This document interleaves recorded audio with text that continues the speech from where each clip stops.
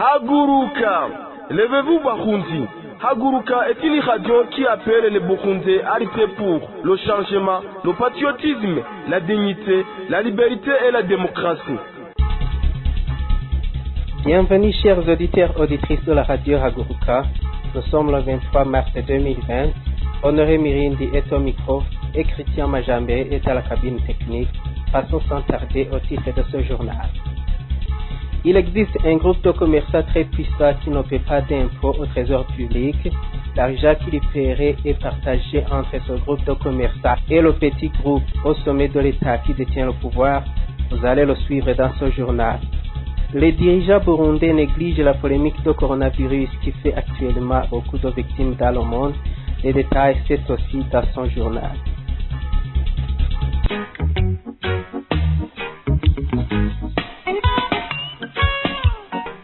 Revelation in Jerusalem, Shalom, Salam Alaikum, Israël Yakirati. Bienvenue encore une fois, chers auditeurs et auditrices de la radio Haguruka. La pauvreté que vit le peuple burundais est causée par un petit groupe de dirigeants au sommet de l'État qui travaillent pour ses intérêts au détriment des intérêts des Burundais. Suivons l'analyse de la radio Haguruka qui vous est préparée par mon confrère Mbazumuti Madondodieu. La richesse publique de notre pays, le Burundi, se trouve entre les mains d'un petit groupe de dirigeants dont les noms vous ont été présentés la fois passée. Il existe un bon nombre de commerçants sous ce régime CNDD-FDD qui collaborent avec le petit groupe de dirigeants et qui ne payent pas des impôts au trésor public. Les impôts qu'ils devraient payer les donnent à ce petit groupe et les partagent entre eux selon leur accord. Il est déplorable de voir des autorités du pays qui utilisent de telles manières pour usurper les biens publics sans se soucier de l'intérêt général. C'est un simple citoyen qui contribue toujours à la caisse de l'État au moment où les plus nantis, au lieu de payer les impôts, ils donnent cet argent au petit groupe de dirigeants qui gonflent ses poches. Aujourd'hui, nous avons jugé de vous annoncer comment le patron de l'industrie de l'engrais chimique FOMI, qui s'appelle Adrien Gachika alias Zilanote, partage le montant excédentaire du chiffre d'affaires avec Pierre Nkurunziza. Avant de dire quelque chose là-dessus, écoutons d'abord les lamentations des agriculteurs sur l'inefficacité de l'engrais FOMI produit au Burundi.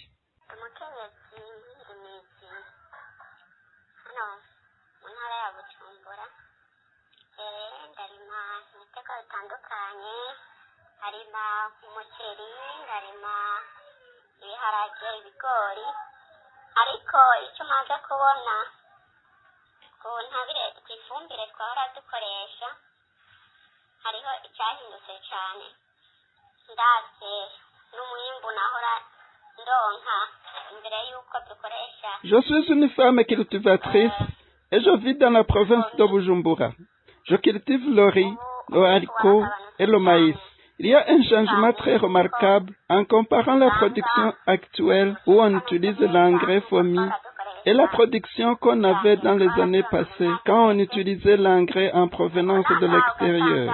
Sur un hectare, je produisais 1,5 tonnes, mais à présent, la production ne dépasse pas une demi-tonne. La production a sensiblement diminué. Pour ne pas croiser les bras, on continue à cultiver, mais la production n'est pas suffisante et la famine ne peut frapper nos familles si l'État n'intervient pas. Nous demandons à l'État de voir comment venir en aide aux agriculteurs et améliorer la qualité de l'engrais FOMI. En cas d'impossibilité, nous lui demandons de ramener l'engrais qu'on utilisait auparavant.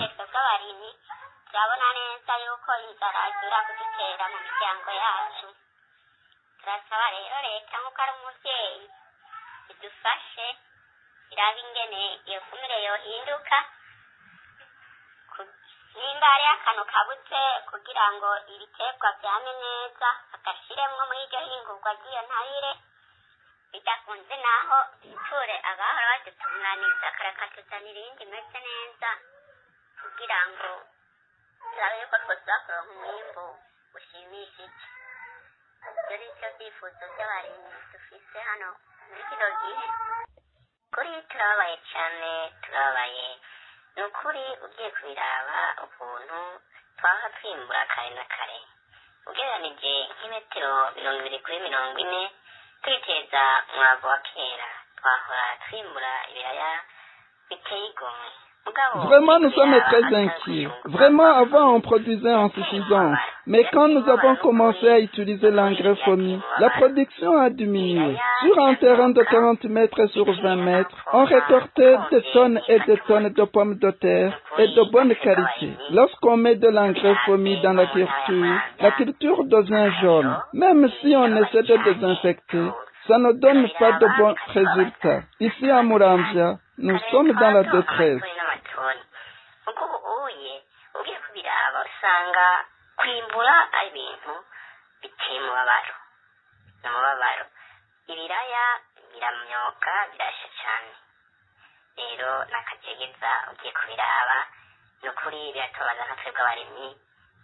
Umuntu tungeranije kubona kandi n'umwaka urabona n'imvura yabonetse cyane ugeranije ku mwaka uheze nta cyitwa tunakinga ni kuvuga ifumbire hariho urabona nk'ariya ku ntango uriko uraraba hariho imirimo no kumera bitameze, hariho ubona ko mengo buronze n'ubuntu mengo bwarahuvye, urabona nka muri make biratandukanye n'ibyo yahahora. Hanyuma witwa kandi tugaca turabona ikirigugu ugiye kuraba igugwa 2029 umufuko tugatangaza base 5,000 hariya ku komine, hanyuma ukazoca bakuzana kuvuga umufuko utanga inoti 5,000 mu nyuma ukazoca uriha.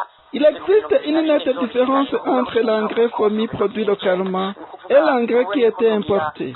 L'engrais FOMI est de mauvaise qualité. Il n'est pas favorable aux cultures. Si tu regardes mes cultures, tu vois que les cultures ne sont pas bonnes. Il y a une différence entre l'engrais qu'on utilise actuellement et l'engrais qu'on utilisait auparavant. Le prix d'un sac est de 29 000 francs. On paie l'argent à la poste de la commune après avoir terminé à consulter le chef de colline.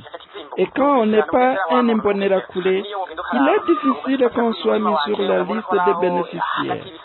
Nous sommes fatigués. Très récemment, une personne a été appréhendée à la frontière avec de l'engrais de l'extérieur. Elle a été battue par des Imbonerakure et on ne sait pas là où elle est incarcérée.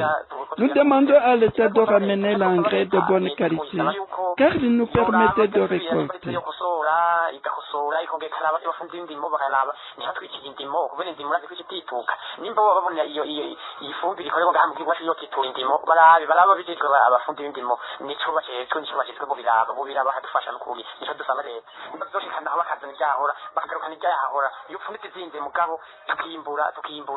tukimbura kumwe bavuga baca mugana ivyo biha ariko ivyo ubura ufatuzana ifumbire yaho iko ko hanze ifise ubushobozi twimbura ego.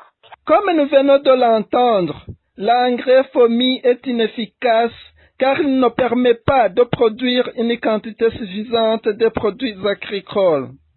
Cela étant, le prix d'un kilogramme de cet engrais coûte 2300 francs bout, alors qu'en 2005, il coûtait 800 francs bout et cet engrais provenait de l'extérieur et était efficace.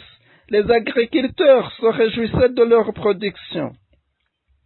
Ce qui n'est pas le cas actuellement, alors que cet engrais est produit localement, le prix est élevé et le surplus est partagé entre Adrien Gachikalias Ziranotse, originaire de la province de Rutana, et Pierre Nkurunziza. Ainsi, chacun peut calculer le montant qu'il partage compte tenu de la quantité vendue annuellement. Les agriculteurs non seulement achètent à un prix élevé l'engrais qui ne les avantage pas, mais aussi ils enrichissent un petit groupe de dirigeants qui demeurent aisés. Que les agriculteurs assimilent comment ce qui devrait protéger leurs intérêts sont plutôt ce qui les rendent pauvres. Cette situation ne regarde pas seulement les agriculteurs, elle touche aussi les autres Burundais œuvrant dans d'autres secteurs. Dans la suite, On vous montrera comment d'autres grands commerçants exercent leur activité sans payer des impôts en complicité avec le petit groupe des autorités, ce qui accroît la pauvreté de la population burundaise. Ces commerçants sont Bachir Taruku, Jean-Marie Rurimilige, Vénérant Kazohera, Gabriel Nisezerana, Sion Nikowiri, Olivier Suguru, Barthélemy Ntakarutimana alias Shopping, Aimé Mananda, Sylvestre Niyonsaba, Fabien Ruzinambiye, Marc Manirakiza alias Poche, Noël Ntibarutaye et bien d'autres. Ce comportement est devenu une peste, car il existe déjà une autre équipe subalterne à ceux qui ont été énumérés, qui se trouve dans des conditions difficiles, du fait que les représentants provinciaux du parti au pouvoir CNDD-FDD les obligent de financer les travaux du parti organisés dans les provinces où ils y prestent. En conséquence, l'État continue à enregistrer des déficits budgétaires. Les simples citoyens sont les seuls contribuables pour alimenter les caisses de l'État au moment où les contribuables de grande taille accroissent les revenus du petit groupe dont les noms ont été cités. Merci à Mbazumutima Dondodieu. Au moment où toutes les puissances du monde sont inquiétées par la pandémie qui fait beaucoup de victimes au monde, les dirigeants burundais ne prennent pas de mesures suffisantes pour pouvoir protéger les Burundais pour que cette pandémie ne fasse pas de victimes. Ces dirigeants disent qu'ils ont donné le Burundi à Dieu, que c'est à Dieu de protéger les Burundais. Les détails avec Iteka Ogi Franck. Aujourd'hui, le monde entier vit dans la panique à cause de la pandémie du coronavirus. Les autorités des pays puissants et ceux des pays moins développés continuent à tenir le point de presse si les différents médias en parlent des mécanismes de protection contre le coronavirus à la population. Ces informations sont adressées à la population pour qu'elle sache comment elle se comporte pour faire face à cette situation. Les journalistes et les rédacteurs aident le gouvernement à informer la population les mesures prises par le gouvernement dans l'optique de lutter contre cette pandémie. Même si la situation se présente ainsi dans d'autres pays, au Burundi, la préoccupation des autorités n'est pas de prendre des mesures et de protéger les citoyens burundais et les étrangers qui habitent au Burundi. On se pose la question de savoir de quelle capacité dispose le Burundi pour dépasser les pays puissants qui sont maintenant débordés dans la gestion de la situation. Pour ça, on peut donner un exemple de l'Italie qui n'a pas pu prendre avant des mesures de protection et qui se retrouve actuellement dans la situation très dangereuse. L'Italie est à présent parmi les pays qui ont beaucoup de cas de malades souffrant du coronavirus. Hier, dans les 8 heures seulement, on a enregistré plus de 700 cas de décès. Voici au Burundi. Jusqu'ici, le président de la République est dans le silence total. Son porte-parole, en s'exprimant aux médias, il a dit que le Burundi a été mis dans la main de Dieu et que cette pandémie n'osera pas attaquer le pays. Les gens se sont posé la question, est-ce que les pays pandémiques n'adorent pas Dieu? Au même sujet, le porte-parole du gouvernement a même été le secrétaire général de l'État au cours de la synergie des médias avec tous les porte-paroles des ministères et des institutions tenus à Chibitoke. M. Prosper Ntahogwamiye a prononcé que tous les programmes du pays, y compris l'échéance électorale du mai 2020, qui rassemble beaucoup de gens, rien ne l'empêche. Les élections auront lieu. L'échéance électorale ne peut pas être perturbée. Les élections auront lieu, car la vie continue. Il y a des gens qui pensent que la vie s'arrête par là, parce que ce n'est pas la première maladie qui se répand dans ce monde. On parle de cette maladie, du fait que la technologie est aujourd'hui avancée, mais il y a d'autres maladies qui ont décimé la population plus que le coronavirus. Et les gens ont continué à vivre, le soleil a continué à briller, la pluie tombait, les agriculteurs cultivaient, récoltaient. À présent aussi, je pense qu'il n'y a pas de nouvelles sous le ciel. Les gens voient cette maladie ainsi que Dieu, et elle ne causera aucun problème au Burundi. On a échangé avec une femme burundaise, Madame Rite Nirere, qui vit en Italie, l'un des pays qui enregistre beaucoup de cas de décès, pour savoir la situation qui règne dans ce pays. La situation en Italie est très grave, comme vous l'entendez dans les différents médias. La situation est très grave à ce jour parce que beaucoup de personnes qui meurent ont été infectées il y a quelques semaines avant que l'Italie ne réalise vraiment l'ampleur de la pandémie du virus. C'est peu après que les mesures drastiques pour limiter la propagation du virus ont été prises. Parce qu'ils ne s'étaient vraiment pas rendus compte, ils n'avaient pas réalisé très vite l'ampleur de la catastrophe. Maintenant, les autres pays, quel que soit le nombre de personnes qui sont infectées, même des pays qui n'ont pas encore testé, n'ont pas trouvé encore des personnes positives qui ont été testées positivement, ont pris ces mesures drastiques pour la prévention. C'est-à-dire que l'Italie devient aussi moyen pour que les autres comprennent comment prévenir. Et ces mesures ont été conseillées et publiées par l'Organisation mondiale de la santé. Maintenant, dans notre pays, Burundi, malheureusement, le pouvoir en place reste têtu et complètement indifférent pour prendre les mesures qui peuvent protéger la population. Ils disent qu'ils ferment l'aéroport. C'est presque une blague, dans la mesure où il n'y a plus de compagnies qui volent. Mais vraiment, il n'y a rien d'étonnant. C'est un pouvoir qui ne s'est jamais préoccupé du bien commun de la population, de la valeur de la vie pour le peuple. Cette situation, en fait, il n'est qu'un exemple de plus qui nous montre que c'est un régime égoïste, irresponsable et manipulateur. C'est vraiment grave quand on les entend dire que le virus ne viendra pas au Burundi parce que Dieu protège le Burundi. Mais c'est vraiment un message criminel. Mais encore une fois, il n'y a rien d'étonnant. Parce que les Burundais se font tuer tous les jours, meurent de la famine. C'est un drame dans un autre drame. On lui a demandé de faire son point de vue sur la situation du Burundi à ce moment où une enseignante qui travaille à l'école française de Bujumbura est suspectée du coronavirus. Car il y a des gens qui disaient que le Burundi ne disposait pas de matériel pour tester cette maladie. Cette femme qui vit en Italie termine en exhortant les Burundais de se réveiller afin de prendre des mesures de protection eux-mêmes, car l'État ne soucie pas d'eux. Les marchés, les églises, les stades et les bars sont fréquentés normalement, alors que l'État devrait prendre des mesures de limitation des mouvements vers ces endroits. Comme Burundaise qui vit dans un pays où la situation est grave, je conseillerais mes frères et sœurs au Burundi, mes compatriotes, de se lever pour se prendre en charge, de ne rien attendre de ces régimes, mais de suivre aussi bien au niveau individuel qu'au niveau collectif les conseils de l'Organisation mondiale de la santé, en prenant l'exemple aussi des autres pays. Il y a des choses simples à faire, de se lever pour se protéger leurs prochains par des changements de comportement qui sont faisables facilement, comme prier chez soi, éviter les bars, prendre des distances dans les magasins, se laver les mains souvent. Il ne manque pas d'exemples. Je leur conseillerais de se lever pour prendre leur destin en main. Les autres citoyens qui suivent de près la situation du Burundi disent que le comportement des dirigeants burundais révèle qu'ils mettent en avant leurs propres intérêts et surtout les élections de mai 2020 qui cachent beaucoup d'enjeux. Le gouvernement n'hésitera pas de proclamer qu'il n'y a pas de coronavirus, même si un cas positif est détecté, car il place devant ses propres intérêts et non la santé du peuple burundais.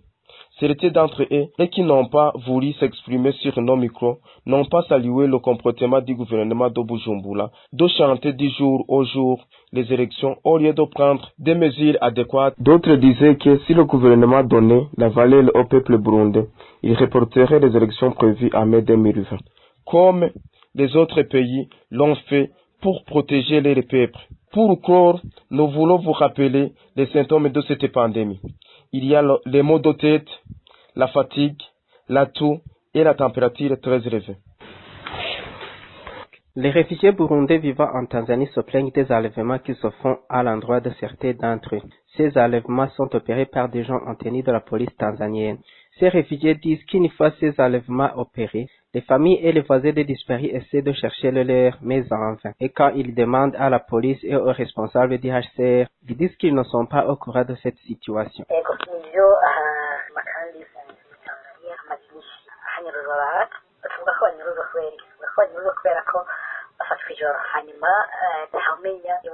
Oui, ici en Tanzanie, dans le cas des réfugiés, dans ces jours, il y a des gens qui sont enlevés. Nous disons qu'ils sont enlevés parce qu'ils sont arrêtés la nuit et le jour on ne les trouve nulle part.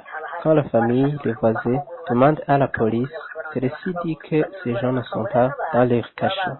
Elle leur ouvre les cachots si vous voulez, mais ils ne trouvent personne là-bas. Les gens qui les enlèvent portent la tenue de la police tanzanienne. On ne sait pas si c'est la police tanzanienne ou bien les policiers burundais qui se déguisent en police tanzanienne pour pouvoir enlever les gens. La police et le HCR disent qu'ils ne sont pas au courant de ces cas.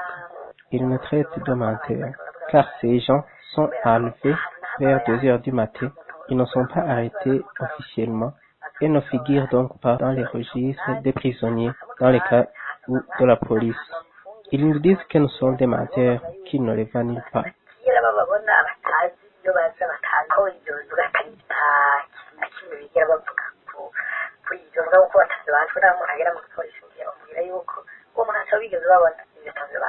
babangamiwe cyane n'imigwi umwe nibo bahoze mu nzego z'umutekano polisi gisirikare mu bya kabiri ni uw'abantu bakiye muri iyi bashobora kuba babangamiwe cyane n'imigwi umwe nibo bahoze. Deux catégories de réfugiés sont les plus menacées, c'est-à-dire ceux qui étaient membres des forces de l'ordre burundais, les policiers, les militaires. Le deuxième groupe, ce sont des gens qui sont visiblement intelligents, qui souvent posent des questions gênantes dans les réunions des réfugiés avec les responsables des camps. Ce sont ceux qui sont arrêtés et nous ignorons leur destination, que ce soit ici au camp, dans les registres des prisonniers, que ce soit dans les cachots de Kibondo. On ne les trouve pas, nous ne savons pas où ils ont été amenés. L'exemple que je peux donner, c'est le nommé Love. Il avait été militaire au Burundi, mais avant, il était passé dans la rébellion. En 2015, il a fui le Burundi et il est venu ici en Tanzanie. En 2016, il a été arrêté avec les autres et dans un premier temps, ils ont été emprisonnés à Kigoma. Après, ils ont été transférés au cachot de Mwissa où on leur disait qu'ils sont en train de les réintégrer dans la vie civile. Mais en 2017, on les a ramenés ici au camp en disant qu'ils ne sont plus militaires, qu'ils sont devenus des civils. Après, il a été arrêté de nouveau, là où il vivait avec les autres, tout près de la position de la police. Depuis ce jour, il a disparu, personne ne l'a revu. Sa famille a cherché partout, mais sans vain. Ça, c'est un exemple parmi beaucoup d'autres, car ceux qui ont disparu de cette manière sont nombreux. On ne saurait donner le chiffre. C'est au-delà de 100 personnes. Il y en a même qui ont été arrêtés quand nous étions encore.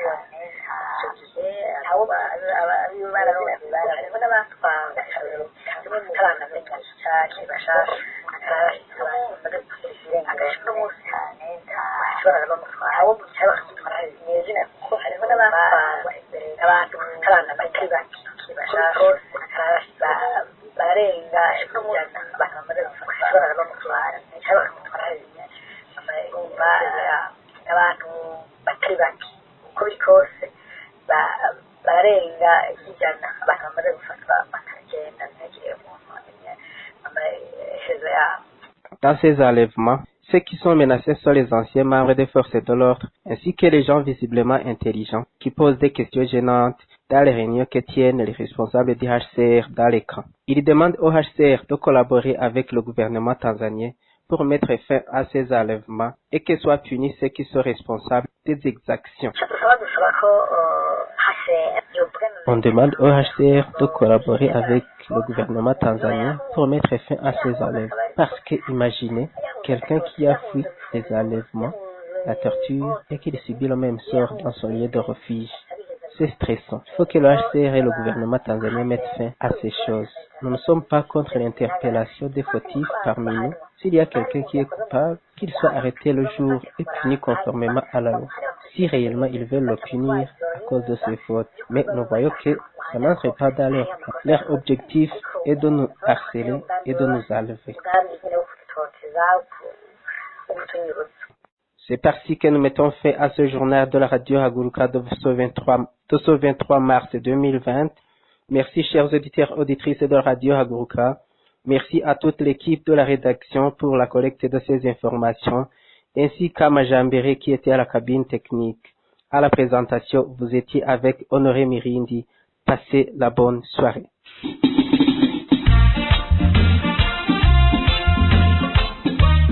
J'en ai pas balistique et je me méfie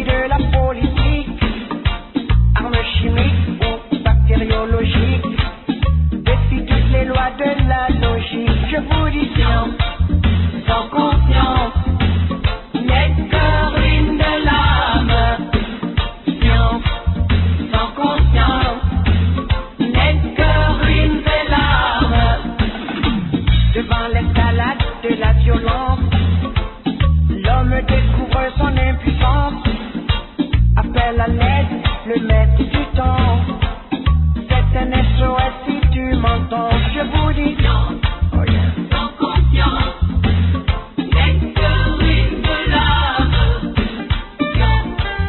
Sans conscience, n'est que ruine de l'âme.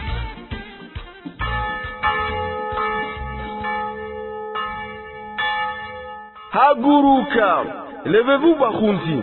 Haguruka est une radio qui appelle les Burundais à lutter pour le changement, le patriotisme, la dignité, la liberté et la démocratie.